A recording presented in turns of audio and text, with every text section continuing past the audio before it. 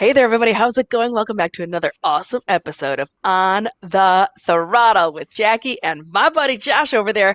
We've got a great show for you today. An extra special show, if I do say so myself. First things first, though, Josh, we just got back from an awesome time out in Las Vegas. We checked out the AIMExpo, which is a motorcycle business to business trade show that happened.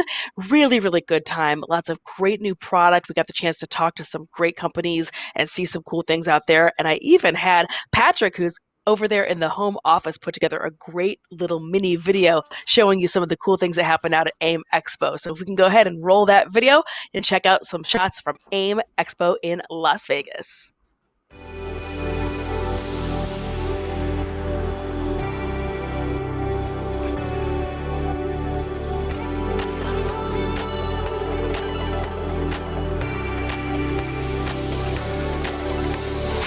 We are at AIMExpo 2022. This excellent motorcycle, power sports, electronics, they do everything here.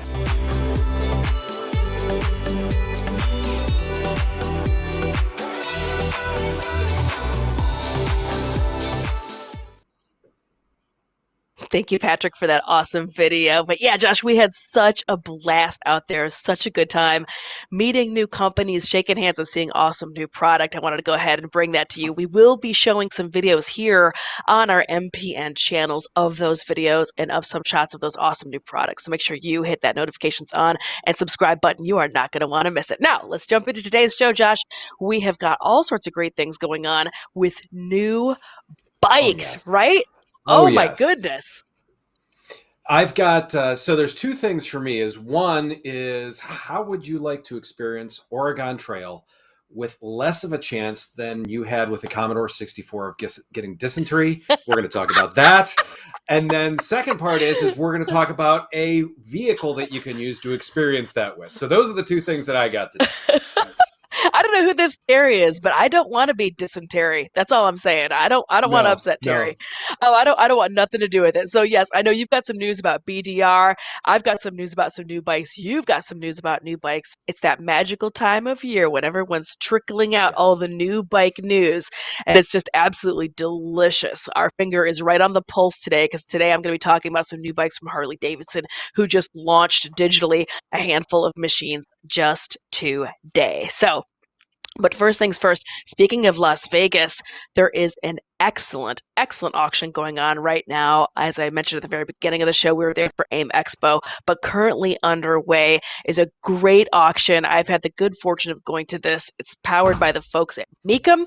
This is the annual Mecum Motorcycle Auction in Las Vegas. They move over 1,700 motorcycles across the auction block in just a handful of days. You can go check out some of the highlights over at the Mecum website. But the reason why I want to take a second and point this out is because a lot of people think, and you can see just by the image on your screen with this Vincent on display, that this is all super high end, very premium motorcycles. Well, there is that. There's some very high end, very collectible machines, but there's also like projects. Literally, there's basket cases, there's project bikes. I think everybody gets kind of caught up in the fact that these are all the like super premium, super expensive stuff. And there are some deals and steals to be had. The everyday rider stuff goes kind of as sleepers over there, and you can totally pick up bikes for a steal. So this is one of my pro tips. If you're out on the West Coast and you're shopping, you've still got a handful of days to make it out to Vegas to go check out the auctions. Josh, what do you think about the Mecum auctions? Are you a fan? So, I mean, they do a great job of putting those bikes and that together. I mean, and just the way they display them, the aura, the energy, everything that they put into it. And you're right, in terms of everyone thinks of those premium bikes because let's face it, that's what you see on television 9 times out of 10. But Yeah. when it comes down to it, I mean, to get yourself a good auction deal, I mean, everyone goes to the auction for a bargain, right? Yep. Absolutely. And I can't stress it enough. I have seen some super reasonable dirt bikes, two strokes, mid 1970s, all the way through like, 1990s bikes go, that are just kind of sleepers. Everyday rider type bikes go for just a couple grand out there. So it is definitely worth checking out. Now, what's going on for your first topic for today, Josh? So I would like to talk about the BDR. So mainly the WY BDR. What is this? So this is Backcountry Discovery Routes. This new one is just released.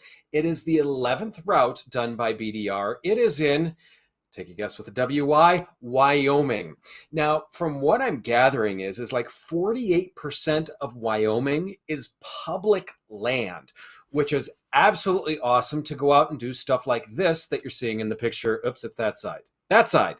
I'll get it right one of these times. To do stuff like that. So there are 5 different mountain ranges, 3 different 11,000 foot peaks that you will go over. And this is something else that's kind of interesting about this. Part of this route goes across where the Oregon Trail and Pony Express both went. So to me, that is just an awesome thing. And this is done, Backcountry Discovery Routes is a 501c3, I believe is how you say it. It's a nonprofit that organizes these types of routes, gives you the GPX files, other items like that. You can get in gnarly stuff like we got showing here. If you go to ridebdr.com, you can go check out, they've got a phenomenal video about it. They've also got a spot where you can offer some support. Like I said, it's nonprofit. It's people that are willing to donate their time to go out and find these routes so the rest of us can ride them without thinking, I am going to get lost and once again have that unfortunate Oregon Trail ending.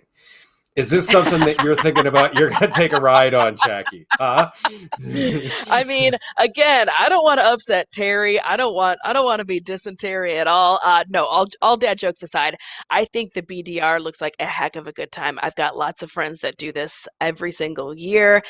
Adding one more state, one more route to their already pretty stacked locations all across the country, I think is excellent. These are just beautiful images. I think that's really great. And you were explaining to me off camera, because I have to admit, I hear the word BDR thrown out a lot by a bunch of my pals that ride adventure, and I've always been like, what is a BDR? I mean, I'm going to be the one who's going to ask the stupid question. So, just in case people didn't catch what this is all about, this is a not-for-profit organization, but they do have, like you were saying, not only these maps that you can preload, but if you get into any trouble, I think you were saying that too, that you can, there's people that register if you need help in that region that you can reach out to. And I think that that's a really very cool, neat thing.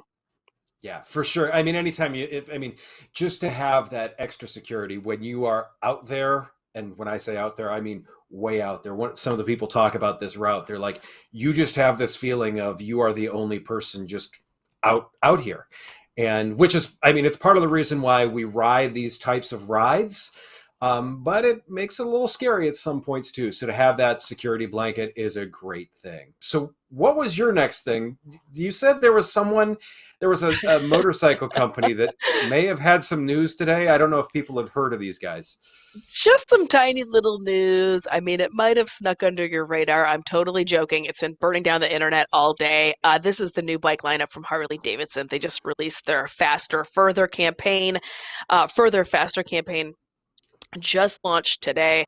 Another video in a series of several years of digital launches. Thank you, COVID.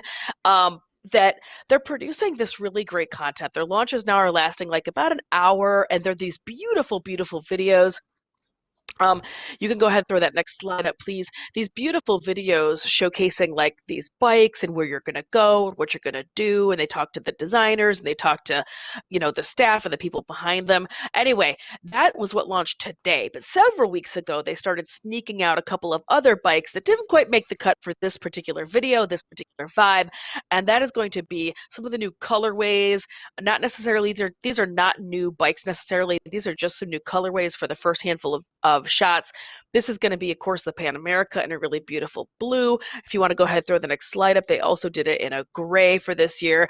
Next slide after that is going to be the new Sportster. That's right. This ain't your daddy's Sportster no more. This beautiful bike actually came out last year, but this was teased out a couple of years ago as the 1250 Custom, and then they went ahead and decided that this is just going to be the new Sportster, and the Sportster as we knew it up until 2 years ago, that Sportster is long gone. This is the new engine, the new platform. This is the new 1250 Sportster. And then the next slide shows another colorway, this really awesome green that I think is just Very chef's kiss, very beautiful. And then let's get down to some of the new news from today, and that is going to be these bad mammy jammies.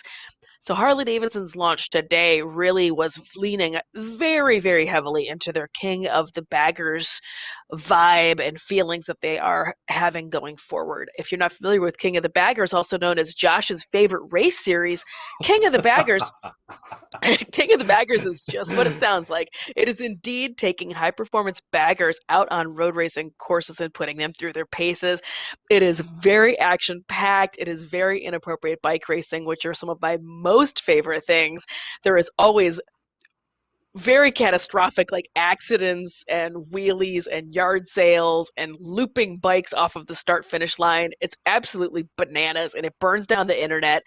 Harley Davidson and everybody who's affiliated with this program is embracing it and leaning into it because it's bringing everybody to the track. It's bringing everybody back to watching American road racing because they happen to stick around and watch the actual road race series called MotoAmerica, but they're really there for King of the Baggers.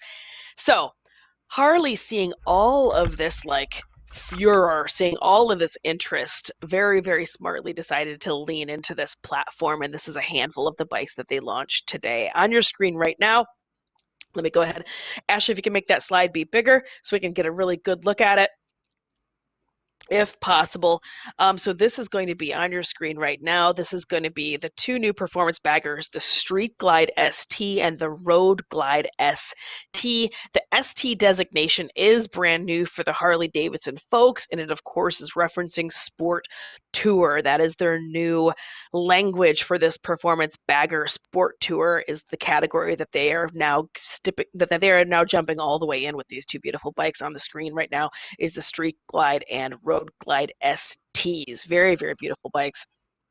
If you want to go on ahead, the next slide that I'm going to show is going to be, again, talking about these bikes. This is going to be that Street Glide ST. So just some great, super sleek lines going on this really, really beautiful bike.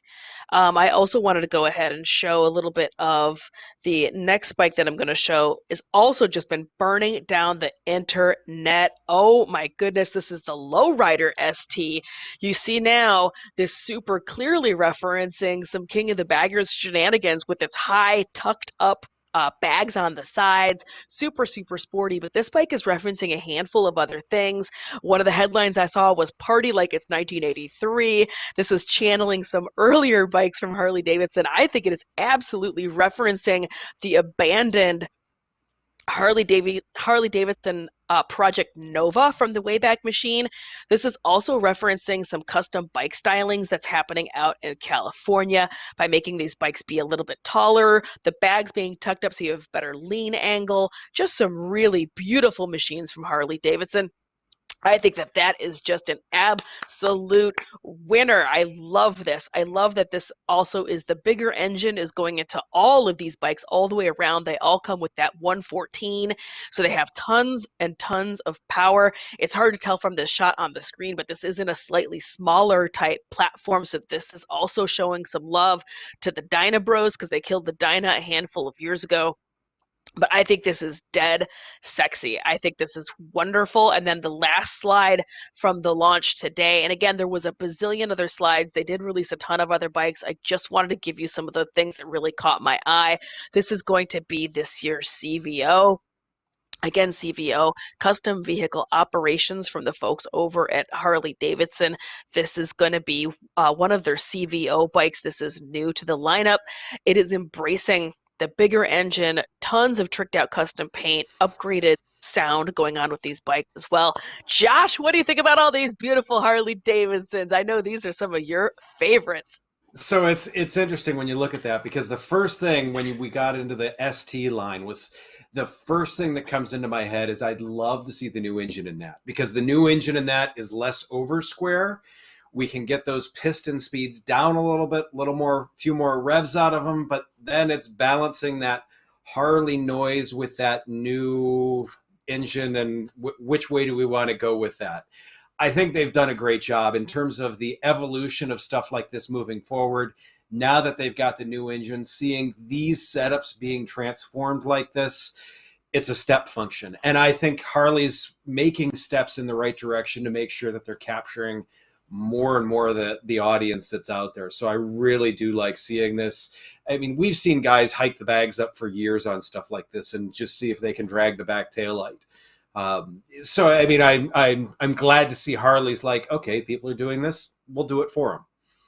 Great stuff. Yeah, absolutely. So it is great stuff. So this video talks about that exactly. And to be fair, just as you had mentioned, the engine that's in these is the Milwaukee 8 engine. It's the big 114 Milwaukee 8, not to be confused with the 1250 that was in the Sportster and the Pan America that I showed earlier, by the way.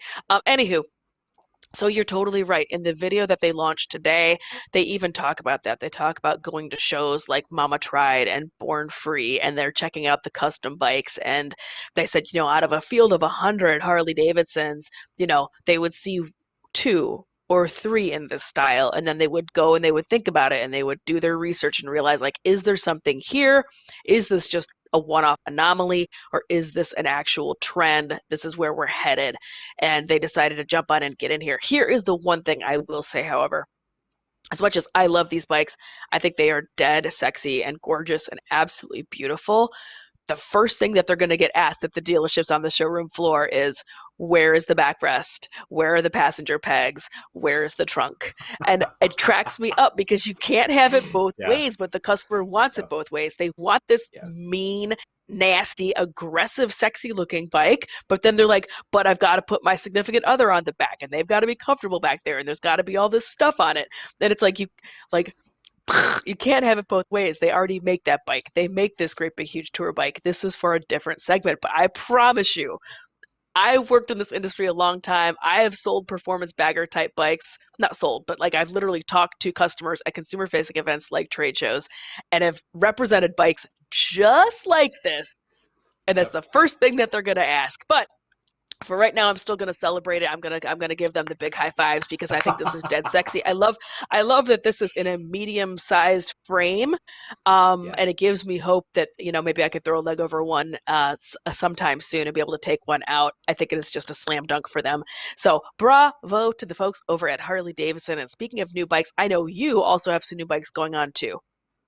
Yes. So I want to talk about, it came out a little while ago, but it's something that I think as I started to dive into the numbers and everything that they did in the setup on this, it was worth really revisiting and diving back into. So we are going to talk about the Triumph Tiger 1200. So in this, they've got basically 5 versions that you can pick from. So on the top, we have the ADV version, the Rally version. On the bottom, we've got the GT version. Now, the easiest way to tell these two apart is the bottom version down there being the GT. That is using 19-inch front and 18-inch rear wheels. The ADV version, we all love those big 21-inch front wheels, so that's what it has. Same thing in terms, GT's got the spoked, ADV's got the the GT's got the cast wheels, the ADV's got the spoked wheels. So some of the interesting things about this engine's 147 horsepower. It's 95 foot-pounds of torque. In this, you're going to be able to get a 7.5-inch TFT display, so that way you can know what you're looking at with that. On top of that, one of the biggest things that, I mean, whenever I'm out riding and I'm talking with Triumph guys, the last generation, they complained that it was a touch hefty. This one, 50-pound diet. Anytime you can get rid of 50 pounds of anything, especially on a motorcycle. Typically, I have to kick a passenger off to get rid of 50 pounds. That was going to be my joke. I was going to say, I'd pull you off a bike. Sorry. Trust me, that is way more than 50 pounds. So that is a great key with this. Some of the other things that Triumph did is this is a shaft drive bike. So the fact that, like the BMWs and that, the lower maintenance that you have, the lower worries that you have, stuff like that are absolutely awesome. There's also, it's going to have a Showa semi-active suspension on it, which to me is great. The other thing, there's 2 other things that were huge with this. First off, it has a 3-year unlimited mileage warranty, which for some people, I know that's going to be 3,000 miles. There's going to be other people that I've ridden with that this is, I mean, a 120,000 mile warranty essentially. 3-year unlimited mile warranty. There's some limits with that in terms of, but not with mileage. To me, that is awesome. And that shows how much Triumph is willing to stand behind this bike. On top of this, Triumph is really proud of the noises that this bike makes. And on their site, they have a button that you can push, obviously recorded in a studio, and some people have worked with it with good microphones. But this is a soundtrack that I could literally fall asleep to with a giant smile on my face. So it's well worth going out and pushing that button. To me, two great bikes. Triumph has really hit the head of the nail with this. The range is between $19,000 and $25,000 on this. This is the $25,000 version, but I would still be more than happy to slide it sideways like that. There's some great stuff in this. I was really psyched when I started to read about this one. And yes, this looks like a great bike to take on that WYBDR trail. Is this something that's going to end up in your garage, Jacqui, or are you sticking with a Harley? So, to be honest with you, this is an absolute stunner. We had the chance to see this at AIMExpo last week, and I made a point of stopping and grabbing some photos of it because I know that it has not had the chance to hit all of the dealerships yet, and because of the lack of consumer shows this season, again, thank you, COVID, most people have not had the chance to see these live and in person, and it is a beast.